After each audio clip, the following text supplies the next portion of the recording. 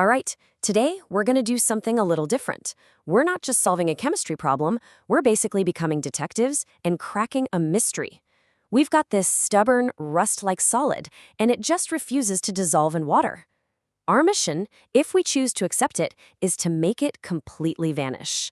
Let's dive in. So, this is the big question, right? It sounds almost like a magic trick. How can you possibly take a solid, something you can actually see and hold, and make it totally disappear into a clear liquid? Well, to solve this, we've got to understand the invisible forces that are at play here. Okay, meet our main suspect, iron 3 hydroxide. You can just think of it as FeOH3. It's this reddish-brown solid, basically a type of rust, and it is famously, notoriously insoluble. It really, really does not want to dissolve in water. And that, right there, is the heart of our puzzle. Now, every good mystery has a set of rules, and this one is no different. So before we can crack this case, we have to understand the basic principles of solubility. This is our playbook. So what's actually happening on a molecular level when just a teeny tiny bit of this stuff does manage to dissolve? Well, it's not as simple as you might think. It's definitely not a one-way street. See that double arrow in the middle? That's the key. It tells us this whole thing is reversible. The solid breaks apart into these little ions, right? But those same ions can bump into each other in the water and snap right back together to form the solid again. It's this constant back and forth dance, a state we call chemical equilibrium. To really get a handle on that balance, we use a special number called the solubility product, or KSP for short. You can think of it like a strict capacity limit for the solution. Once the amount of dissolved ions hits that KSP value, that's it. The solution is saturated and no more solid is going to dissolve. So a really, really tiny KSP means you hit that limit almost immediately.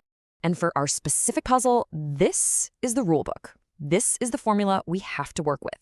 It shows us that the KSP is all about the balance between the concentration of those iron ions and the concentration of the hydroxide ions, which, you'll notice, is raised to the power of 3. If we can figure out how to mess with the numbers in this equation, we can control the whole thing. All right, get ready, because here comes the first major plot twist in our investigation. We decided to dissolve a related salt, iron 3 chloride, which dissolves super easily, just to see what would happen. And what we found was not at all what we were expecting. I mean, you'd think, right? You dissolve a neutral salt in neutral water, you should get a neutral solution, a pH of 7. Simple. But nope, that is not what happened. The solution became incredibly acidic. The pH just plummeted all the way down to 1.434. This is a huge clue. So what in the world is going on? Why did it get so acidic? Well, the culprit is the iron ion itself. That little Fe3+ ion has such a strong positive charge that it literally starts ripping apart the water molecules around it. And that process, which is called hydrolysis, releases hydrogen ions. And more hydrogen ions is the very definition of an acid. And this is just brilliant because that unexpected twist, that pH value, isn't just some weird side effect. It's the exact piece of the puzzle we were missing. We can now use it to work backwards and figure out the precise KSP for our stubborn, rusty solid.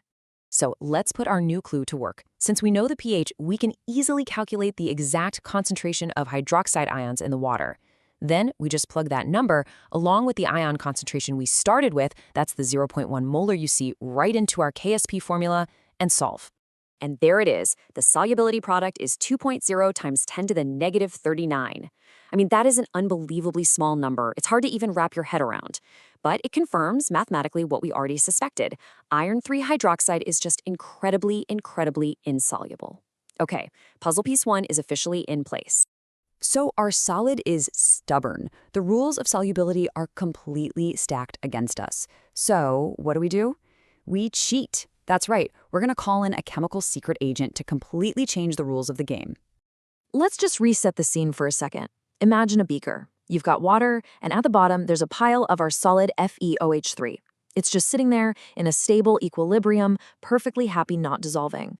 But here's the thing about equilibrium. It's a delicate balance. And all we need to do is introduce a new player to the game, something that can totally disrupt that balance between the solid and its dissolved ions. And here comes our secret agent, the cyanide ion. The cyanide ion has this incredibly strong attraction to the iron 3 ion. So when it gets into the solution, it acts like a powerful magnet, just seeking out and grabbing onto any free-floating iron ions it can find.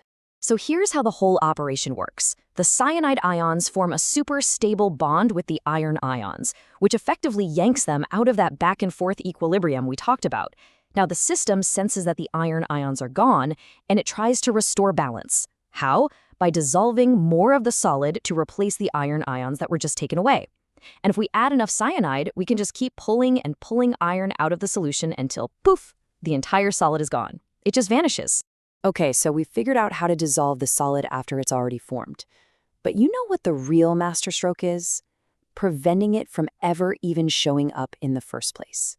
This is it, the final, most important part of our puzzle, finding the exact conditions to keep it dissolved for good.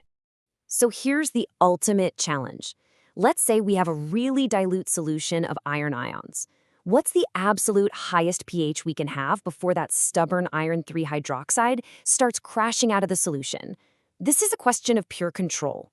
The cool thing is, we already have all the tools we need to solve this. We just have to work backwards, using our KSP expression. We'll use it to calculate the absolute maximum hydroxide concentration the water can hold before that solid starts to form. And from there, it's just a quick little calculation to find our final answer, that critical pH level.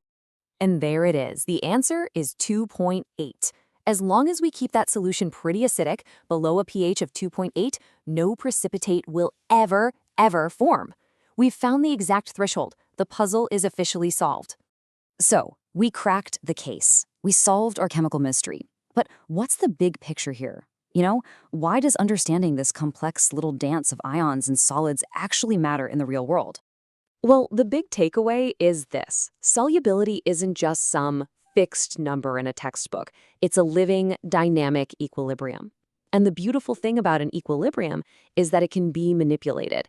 If you understand the rules, if you know how to change the pH or add other agents, you gain precise control over whether something dissolves or stays solid. And that leaves us with one final thought. I mean, this isn't just a puzzle in a lab. Controlling solubility is absolutely critical for everything, from designing medicines that dissolve at just the right rate inside your body to preventing painful kidney stones from ever forming. It's used in mining to get precious metals out of ore, and it's used to clean up toxic waste. So, my question to you is, where else is this fundamental chemical principle quietly shaping our world?